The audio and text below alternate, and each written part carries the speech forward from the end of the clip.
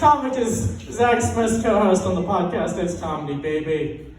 His heart is even bigger than the holes in his jean. Please welcome Derek Stacy.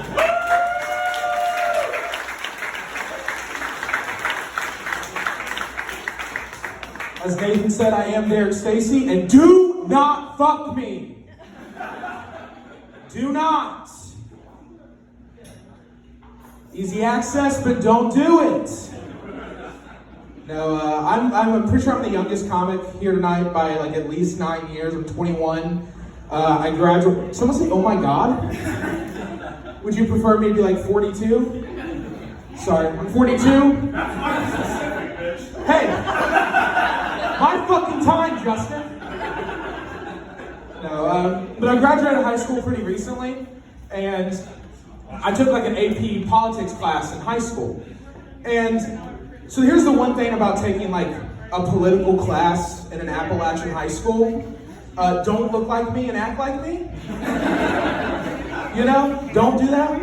These nails are painted. And so, like, there was this one day in this class that this girl, she's like the conservative right, blonde hair, blue eyes, a bitch. And she stands up, raises her hand, and starts waving it. And she's like, "Sir, sir, sir." The teacher finally calls on her. We think she's got some important shit to say. She goes, "Sir, I think we need another 9/11. I'm gonna be honest with you guys. I'm gonna be honest. It clicked to our teacher, but it didn't really click to the rest of the class because we're all born post 9/11. You know? Like, so like 9/11 to us is the butt to a Family Guy joke. And the only reason we know Family Guy is because of TikTok. So like, it takes a couple minutes and it starts to like make its way through the class. Like everyone's like, "Oh my God, she said another 9/11, oh my God, oh my God." And so then she realizes what she said and she stands up and she goes, "Well, guys, what I really meant to say is that we need another event so tragic that it brings Americans together."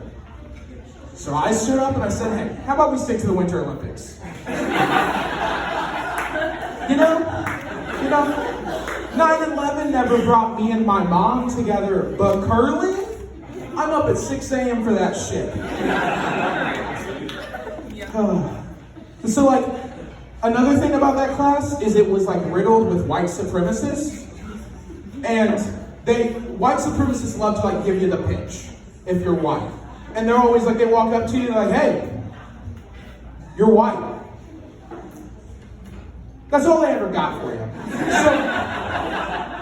So like, this dude comes up to me, notorious white supremacist in this class. He comes up to me and he goes, "Derek, I get it. I finally get it. White people, we're the Los Angeles Lakers. People hate us because how great we are." I said, "Okay, name one white LA Laker." He couldn't. He said Kobe. No. Kobe's nickname. You guys know Kobe's nickname? The Black Mamba. It's in the fucking nickname, guys. It's in the nickname. But to keep it on white supremacy, my grandmother. My grandmother recently came up to me and my siblings and were like, "I want to get family photos of you guys before you're too old." You know, and it's weird. My brother's 25. It's weird. She's like, "I want to get photos of all you guys, and you know, family. You can be a family." We're like, "Okay." She's like, "And I've got the perfect place for it. The perfect place for it. It's this little farm out like the middle of nowhere, Ironton. My friends own it. You'll love it. You'll love it. The pictures will look so good." So she takes us out there and she wants to like show us around. She's like, "Okay, yeah, guys, this is the barn where they keep all the horses. Here's the pond where we go fishing. Here's this big area where we do bonfires and burn shit together." That bitch just showed us where the Klan met. You know? That's what she did. And then she had to keep going because she was proud of it, because they're always proud of it. She's like, you know, yeah, we get together. You know, we have some under-seasoned food. We wear our matching little outfits together. Kanye sometimes drops by.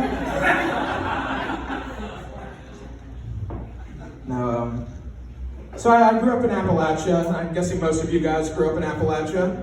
Just give me a cheer if you guys grew up in Appalachia. I promise you, half the room that has not interacted this entire time just clapped. No. You guys don't get to clap anymore. But no, so like here's the one thing I've learned growing up in Appalachia, is a lot of people think that rich people hate poor people the most. And there's a pretty solid argument to that. I do think rich people do a lot of stuff that hurts poor people. But I do think there's one group of people that hate poor people more than rich people. It's other poor people. I'm gonna be real. I believe most of us are in the same tax bracket. I would betray all of you for $500,000. Some people just shook their head in the back. That's how I know they're poor. That's not a lot of money. But so like, the reason like I discovered that poor people hate rich people, or poor people hate poor people more than rich people, is because you never see like Keanu Reeves walking around slapping homeless people and spitting on them and telling them they're the worst thing to ever exist. But my uncle does that, you know? Like, that's something my uncle does, and he still lives with his mom at 34 and has a job. Like, I know he can afford a home, but he wants to spit on poor people? No, I do. The Huntington Music and Arts Festival is really cool. I really like what they do, because I really like the idea of helping local artists. I think that's a super awesome thing to do. And I think if you always have the chance to support like local artists that you like went to high school with, or that you know, or like pay them whenever you can, share their projects. But I do have one question. Do you draw the line at OnlyFans? Like, do you draw the line of buying like a girl you went to high school with OnlyFans? Like, I don't want to jerk off to her. I want to put food on the table. You know? That's all I want. I just want to pay for a meal.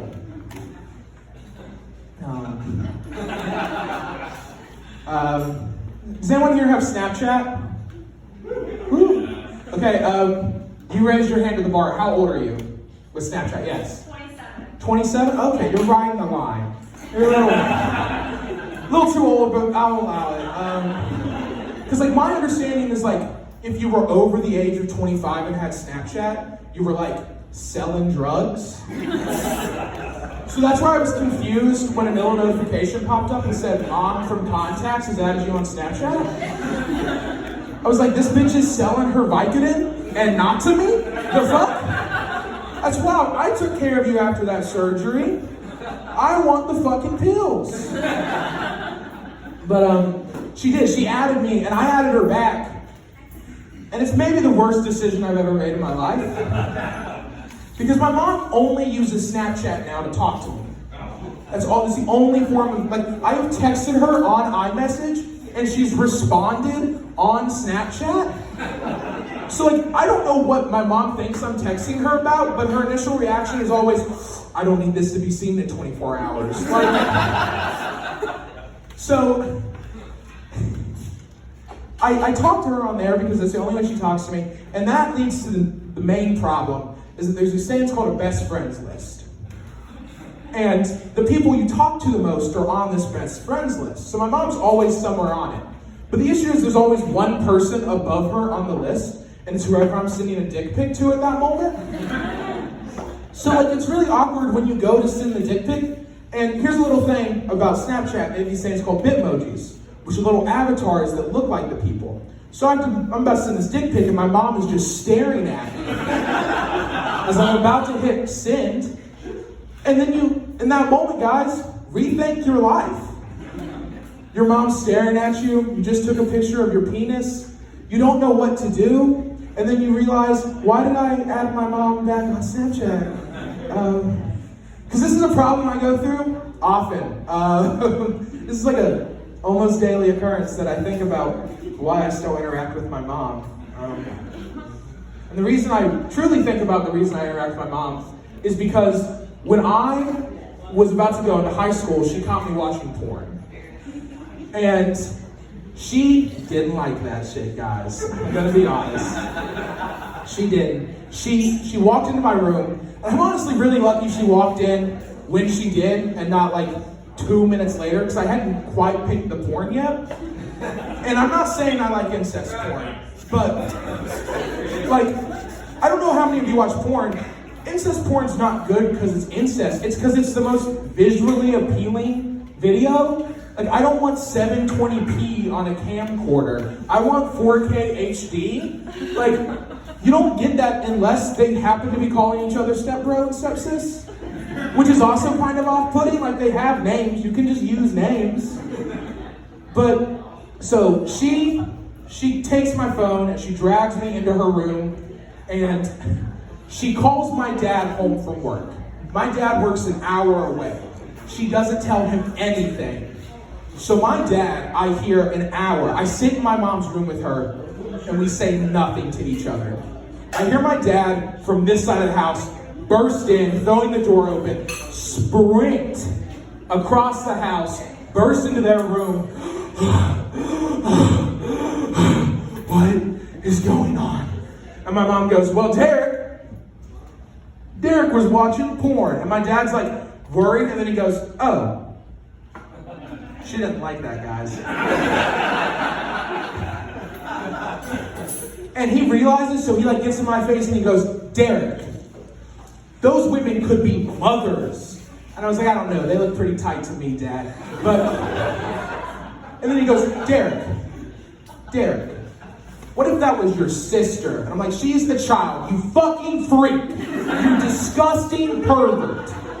And he goes, what if it was your mom? And I'm like, in this house? Not a chance. You know?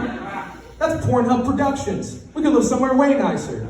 Like, and then he goes, what if it was your grandmother? And I was like, she would be wearing a white sheet. I wouldn't know.